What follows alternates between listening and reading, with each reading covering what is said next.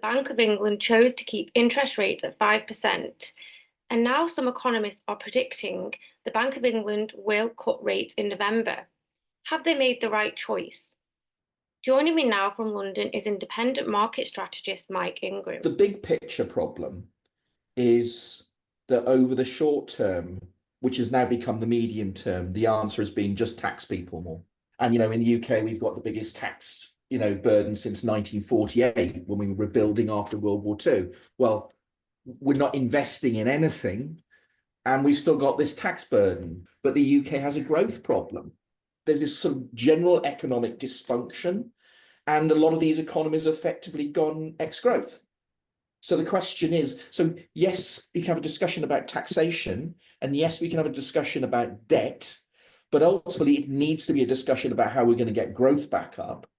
And where I'm coming from is you don't get growth back up by legislating for it. Yeah, I'm very much, as unfashionable as it may be, I'm very much kind of like coming from where Ronald Reagan was coming from in the 1980s, because he said, well, if the attitude of government to business is like, well, he said, well, if it moves, tax it. If it keeps moving, regulate it, and if it stops moving, subsidize it.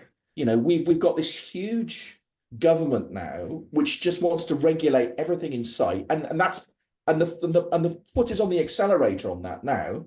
The EU is in exactly the same situation. The US is going in that direction, and the problem is it's just killing growth. And if you don't have a growth lever to pull, then what you've got left, you've just got more and more taxation. And and now, of course, we can bring this into discussion. We've got, well, we have to cut spending.